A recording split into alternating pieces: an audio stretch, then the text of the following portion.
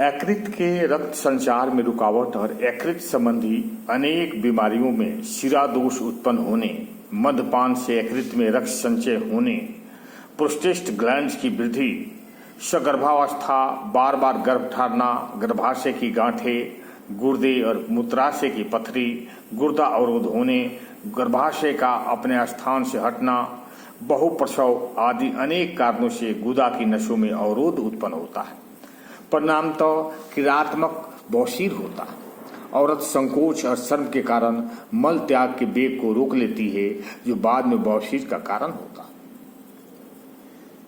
बवासीर का वर्गीकरण: बाहरी बवासीर, एक्सटर्नल पाइल्स, गुदा द्वार की बाहरी नसों में सूजन और फुलाव, कब्ज की स्थिति में मल कड़ा होने पर बाहरी बवासीर की गांठ में जलन या तीव्र पीड़ा अनुभव होती है।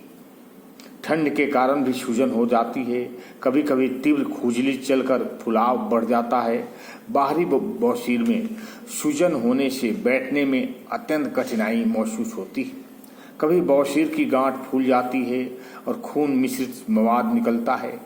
कब्ज लगातार बने रहने पर यह स्थिति 15 से 20 दिन के अंतराल पर लौट आती है। गुर्दा द्वार के बाहरी नसों में सूजन को बाहरी बवासीर कहते हैं, एक्सटर्नल पाइल्स कहते हैं। इसमें किसी प्रकार का कोई कष्ट नहीं होता। दूसरा है आभ्यम, इंटरनल पाइल्स, गुदा द्वार की अंदर की नसों में सूजन और फुलाव को इंटरनल पाइल्स कहते हैं। इंटरनल पाइल्स मल द्वार के 1-1.5 इंच अंदर तक होता है, अतः इसका पता नहीं लगता। कभी कभी मल त्याग के समय काले रंग और सूख लाल रंग का खून निकलता है। कभी कभी खून इतना अधिक निकलता है कि रोगी खून की कमी से ग्रस्त हो जाता है। खून के साथ आंव भी आता है।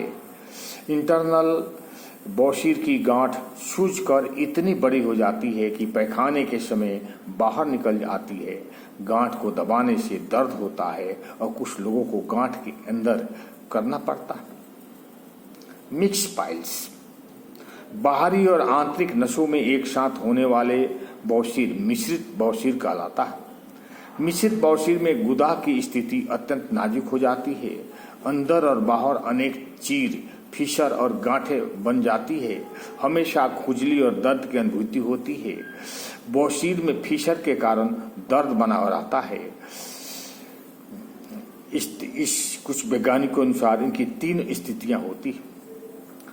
प्राथमिक बवासीर, फर्स्ट डिग्री हेमोराइड्स, इसमें अचानक यातनादायक तीव्र वेदना होती है। गुदा द्वार पर इनकी कोई लक्षण या गांठ नहीं दिखती।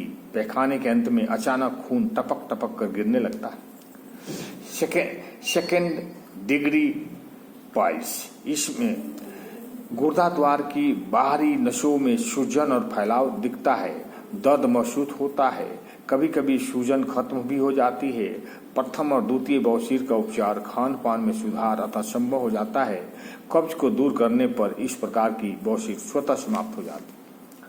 तीसरा है थर्ड डिग्री हेमोराइड्स, इसमें गुर्दा द्वार के अंदर की नसें फूल कर सूज जाती है। ये आकार में बड़ी होती है। इन्हें दबाव द्वारा अंदर किया जाता है। बवासीर के कारण घाव और चीर काफी गहरा हो जाता है। बाद में भरने के बाद भी उसमें चिन्ह शेष रह जाते हैं। वो शांति। अच्छा लगे तो लाइक करें और सब्सक्राइब करें।